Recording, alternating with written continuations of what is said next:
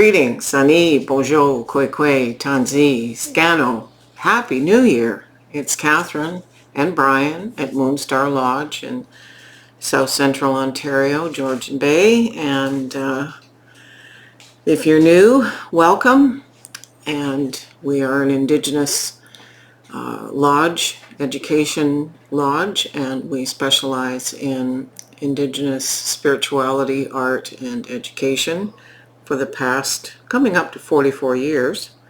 And cartomancy is my love. I've got a collection of decks spanning, coming up on 50 years now, and we work with the Indigenous lunar cycles. So as those of you who have been with us know this, being we're in the time of talks with relations, our cards today reflect ancestor cards because we are meant to be talking and connecting with, in a celebratory way, with our living relatives.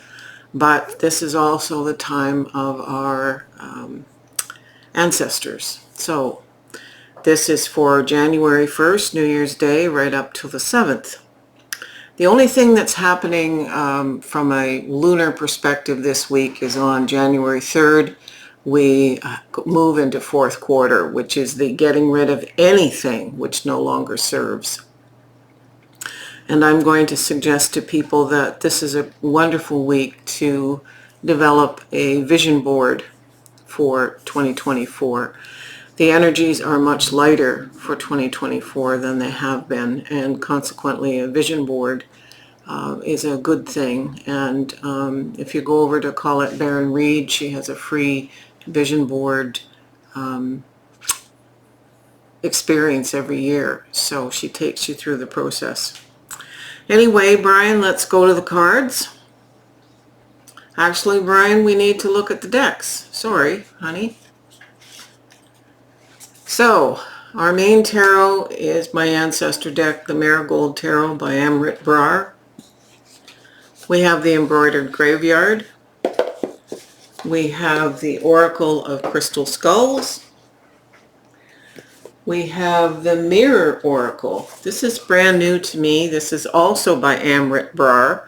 So she developed an oracle to go with our principal tarot. We have the Bone Tarot by Sam Sawyer, the Moonology Messages deck by Yasmin Boland, the Earth Bone Oracle by Syrian Shadow, and the Wandering Spirit Tarot by Hainuli Shin. And I'm sorry if I've pronounced her name incorrectly. So now we can go to the cards, honey bun. Okay, so here are the 7 tarot cards reflecting the week ahead and all the clarifiers. So we're going to start here with the Fool. I had a little chuckle when I pulled that card. Of course we're on a new journey, and what better time to start than New Year's? It's clarified here by divinity, and it's remembering that we need to incorporate our connection with Source, however we view the divine, as a consciousness which permeates everything, the connection with all life. The making of resolutions has its good qualities and bad qualities. But anything that we infuse with our connection from Spirit is a good thing, because it's more likely to be successful. The Fool, being the original first card in a Tarot Major Arcana, is the beginning of a journey that is a new beginning in the cycles of karma and the cycles of destiny we create for ourselves, and consequently bringing the spiritual essence of us into it is really appropriate. And so we'll get guidance.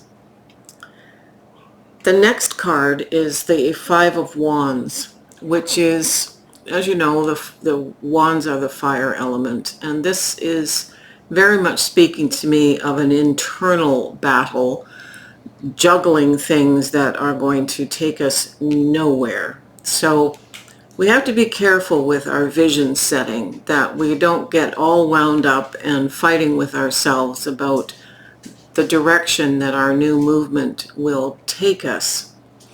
So the clarifying card here is from the Crystal Skull deck, and it's Madre.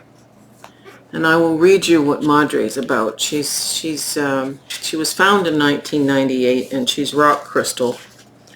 Her point here is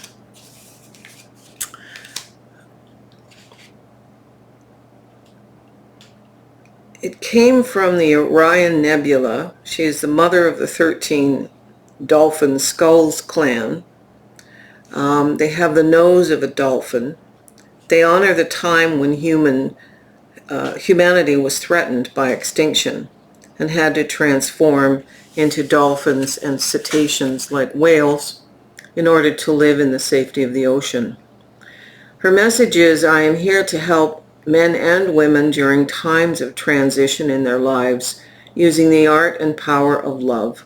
Meditate with me to discover true self-love. I am linked with the dolphins and can orient them toward you through meditation. So if you have a dolphin deck, this would be a good time to pull it out and start your planning for this new journey using Madre and the element of the dolphins. We move from the struggle with the Five of Wands, the internal struggle, the stalling of the passionate energy that's required for the new journey, into the Two of Swords. So we're going from fire to air and clarity. The Two of Swords is, from antiquity, a card of creating internal peace. It's a very much an internalized card. Historically, in things like Marseille decks and other decks from the Middle Ages, this was shown as two knights coming together who have been battling, but they cross their swords in a gesture of equality and peace. So this is bringing peace to this internal struggle that was getting someone nowhere. It's clarified here by the Seven of Cups. Now the Seven of Cups is saying balance the intellect here with a little bit of intuition, looking at all the things that are possible. Some of these visionary paths might be actually dangerous or lead our fool here down on a path that's no good. So we need the clarity coming from a place of peace. We don't dare begin to structure our new journey from a place of willy-nilly, wild and wonderful, intuitive messages.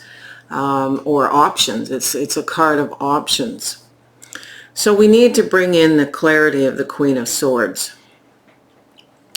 One time, an old tarot teacher from way back in university days said, she'd as soon cut your head off as anything. Just off with your head if you're annoying her or getting in her way. And I used to laugh at that. But this is a queen who's more mature, possibly a widow. That's the kind of archetype they give her. And her energy is one of, I'm not taking this crap anymore. So she just gets rid of something. She could, on a bad day, get rid of something that she needs to hold on to. So her clarity is welcome. Her clarity to get rid of this internal struggle. So she's being clarified here by heart. This is emotional, it's emotional awakening, actually, intuition, and following your heart. So as this dear sweet being looks down on the queen, She's asking for collaboration. Don't get so in your head that you just dismiss something before you've even thought it through. So you're coming from a place of the heart here to balance whatever the Queen has to say about this new journey. The Eight of Swords, though, pops in, and so this looks like a week where we're struggling between being optimistic about a new journey and trying to prepare for it, but there's anxiety, and this is very much something we have control over, something that we've done before. It's an old tape and loop, and it's exactly the thing you do not want to bring into this first week of the new year. In fact, as of the 3rd of January, when we move into fourth quarter, we're eliminating things which no longer serve us. Anxiety is one of those things. We never make plans from a place of anxiety. So where this has an anger tone to it, the one good thing that I always felt that Sigmund Freud said was anger turned inward is depression and anxiety. What's weird here is, I actually had Brian douse this. The Eight of Swords came up from a completely different tarot deck, and there it sits. Now, I asked Spirit to clarify why the Eight of Swords is clarifying the Eight of Swords. And they said, look at the card. And this is a skeleton figure, an old bird. Birds are the ones that fly closest to the Creator.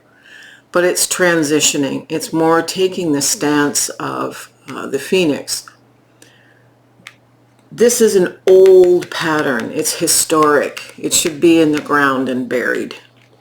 It doesn't serve us. It never has. It never will serve us.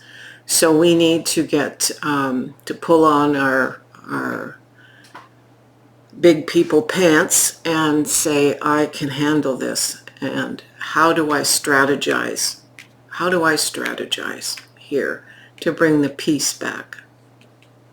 How do I bring the peace back? The Ace of Cups sits on the other side of this Eight of Swords, and this is about a new emotional beginning, which is necessary where anxiety has come in. So Spirit is telling us that we have this new Ace of Cups energy, new emotional start. It's incubating. And it's interesting because it's clarified by a card called Temptress. Now we hear that word, and I know that sounds like a bad thing. But a temptress can be pulling us out of our headspace, which is where we're in here, and saying, look, I've got something special here for you. It's not a trap. It's some new ideas. So we have to allow our guides and teachers to act like the temptress and say, wait a minute, here's some other options for you. And that's the value of the temptress when connected here with this Ace of Cups. Now, the week ends with the Four of Cups, which can be digging in heels, a lack of movement. As Aunt Jenny used to say, kind of feeling meh, not seeing that there are still options being handed us. And again, it's a signal of potential for depression. So it's interesting because the one Moonology card that came out of this is the ring around the moon, and it's protection. So we come at this from a sense of divine protection. Here's the divinity beginning the week. The divinity is still here at the end of the week. We have the ancient stone people, ancestors in Madre. We have this being of the heart. We have this opportunity with lots of intuition coming down. We have this Eight of Swords saying, off with this Eight of Swords head. And we have the Temptress. So as kind of yucky as some of this looks, we're actually in a state of protection. You can flip the camera, Brian.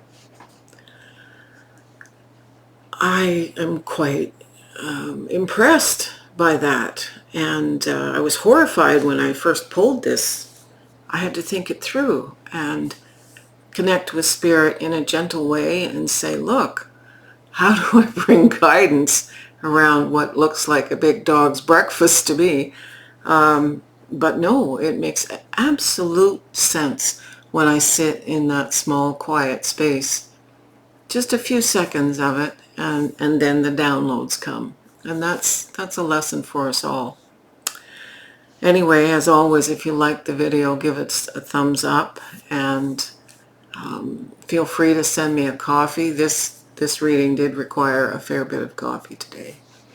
And subscribe if you haven't, because very soon the educational videos will come up on things like parapsychology, all the clairs, clairvoyance, clairaudience, clairsentience, all those good things that we teach in psychospiritual development, and parapsychology, and lots of other goodies here, more stuff on tarot, and we like the educational videos. Anyway, from Brian and I, we wish you a blessed New Year's week. Go easy on yourselves. It's still a time of rest. Aho. Peace.